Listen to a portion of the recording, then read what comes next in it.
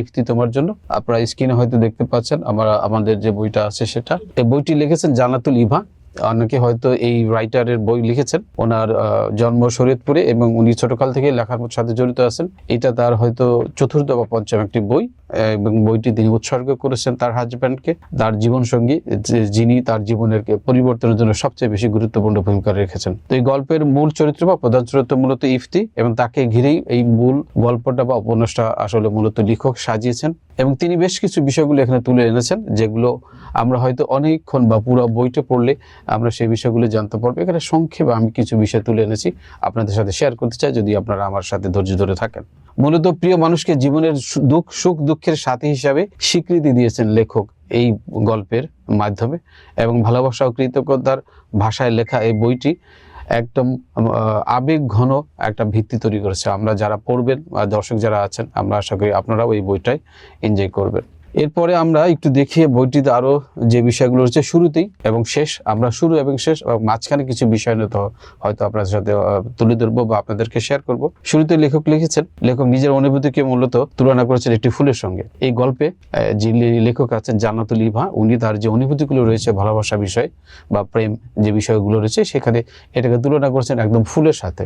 এবং শুধু তাই নয়, এই সঠিক মানুষ ছাড়া ফুলের মতো সৌন্দর্য গন্ধ বৃথা যায়, এই প্রতীকী দৃষ্টিভঙ্গি গল্পে এসেছে। মূলত উনি তুলে ধরেছেন একটা ফুল যেমন একদম প্রকৃত ফুল প্রেমিকের কাছে যেভাবে ভালো থাকে, ভালোবাসাটা ঠিক একদম সঠিক মানুষের কাছে যেন ভালো থাকে, সেই বিষয়টা কিন্তু এখানে এই গল্পের মাধ্যমে তুলে এনেছেন। এরপরে জীবনের একজন বিশেষ মানুষের উপস্থিতি কতটা গুরুত্বপূর্ণ তা তুলে ধরেছেন। অর্থাৎ একজন মানুষের জীবনে বিশেষ একজন মানুষ যাকে সবসময় ভালোবাসা যাবে, যার উপর আপনার জীবনের সমস্ত বিষয়গুলো আপনি নির্ভর করতে পারেন, সেই রকম একজন মানুষ জীবনের প্রতিটি জীবনের আপনার সাথে কতটুকু গুরুত্বপূর্ণ বা কতটুকু ইম্পর্টেন্ট একটা বিষয়, সেই বিষয়টা কিন্তু এখানে আপনি তুলে ধরেছেন আমাদের এই যে লেখক জান্নাতুল ইভা।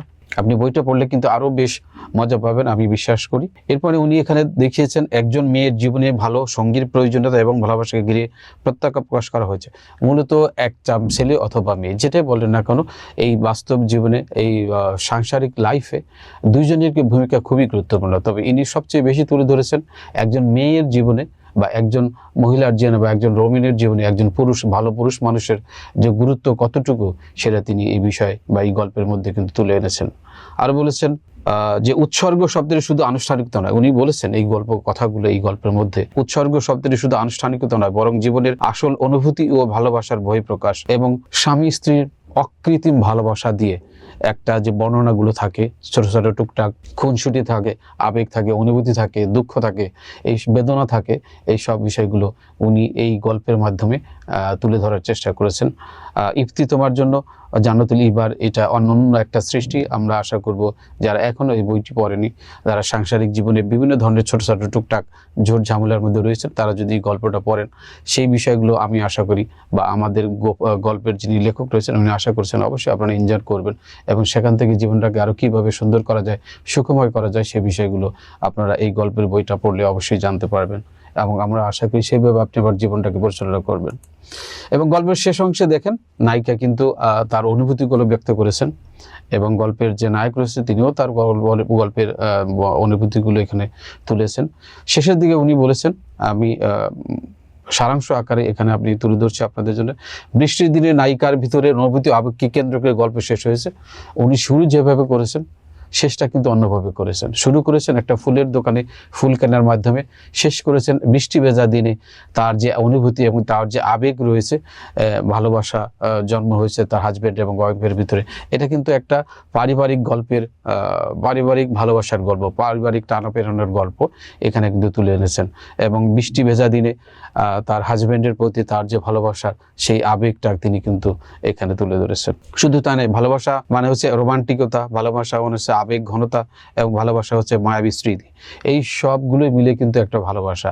এবং এই গল্পে মূলত এই বার্তার বা এই মূল সুরটাকে উনি সুন্দরভাবে লেখনীর মাধ্যমে একটার পর একটা বাক্য দিয়ে, ছন্দ দিয়ে কিন্তু উনি চেষ্টা করেছেন তুলে আনার জন্য। এবং সর্বশেষ নায়িকা বা গল্পের যিনি নায়ক রয়েছেন তার প্রতি তার যে অনুভূতিটা, যে প্রিয় মানুষ ছাড়া আসলে একজন মানুষের মেয়ে মানুষের অথবা ছেলে মানুষের অথবা পুরুষ মানুষের কারো যে চলে না, সেই বিষয়টা কিন্তু সুন্দরভাবে স্পষ্টভাবে উনি তুলেছেন। এবং শেষ লাইনের গুলোতে যে স্বীকারোক্তি উনি দিয়েছেন, এগুলো এক ধরনের আবেগময় বা আবেদন রয়েছে, যা প্রিয় মানুষকে জীবনের অবিচ্ছেদ্য অংশ হিসেবে মেনে নেওয়া যায়। অর্থাৎ আমরা যত কথাই বলি না কেন, শেষ পর্যন্ত একজন হাজবেন্ড, একজন ওয়াইফ, একজন যে আরেকজনের অবিচ্ছেদ্য অংশ, বা আমরা যাকে বলি অর্ধাংশ বা অর্ধাঙ্গিনী বলেন, একজন অর্ধেক আরেকজন অর্ধেক, এই দুইজনকে মিলে যে পরিপূর্ণ লাইফটা শুরু হয়, সেই বিষয়টা আপনি আমাদের আজকের এই যে লেখক, ইপ্তি তোমার জন্য গল্পের যে লেখক রয়েছেন জান্নাতুল ইভা, উনি কিন্তু এখানে এই সুন্দরভাবে ফুটিয়ে তুলেছেন। তো যারা আমাদের দর্শক রয়েছেন, আমরা আশা করি আপনারা যদি এই বইটা হাতে নিয়ে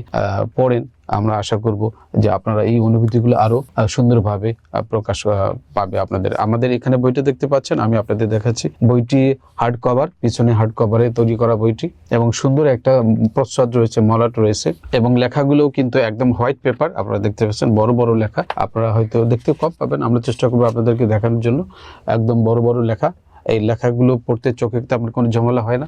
অনেক বই থাকে ছোট ছোট লেখা, সেগুলো পড়তে চোখের উপর প্রেশার পড়ে।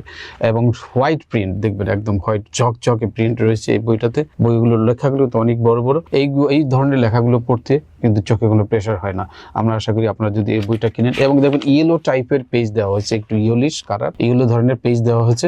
এই পেজগুলো খুবই পড়ার জন্য যারা পাঠক রয়েছেন, আপনারা জানেন ভালো করে যে এই পেজগুলো কিন্তু পড়তে খুবই আরামদায়ক। হ্যাঁ, আরামদায়ক হয় এই বই, এই পেজগুলো। অন্যান্য কিছু বই আছে যেগুলো ফটোকপি বই অনেকে পড়ে থাকেন, আমরা বলবো সামান্য কিছু টাকার জন্য আপনারা এই ধরনের বইগুলো না পড়ে অরিজিনাল প্রিন্টেড ঝকঝকে তকতকে ইয়েলো কালারের যে বইগুলো হয়, আপনারা সেই বইগুলো কিন্তু পড়তে পারেন। আমাদের মাধ্যমে আপনারা এগুলো অনলাইনে অর্ডার দিয়ে ক্যাশ অন ডেলিভারিতে একদম হোম সার্ভিস, অর্থাৎ আপনার বাসায় কিন্তু boyaser.com এই বইটা আপনার হাতে পৌঁছে দিবে। আপনি বইটা দেখে একটু পড়ে তারপরে যদি ভালো লাগে, সেই ক্ষেত্রে কিন্তু আপনি বইটা নিতে পারবেন। সেই সুযোগটাও কিন্তু আমরা দিচ্ছি বয়াসের পক্ষ থেকে।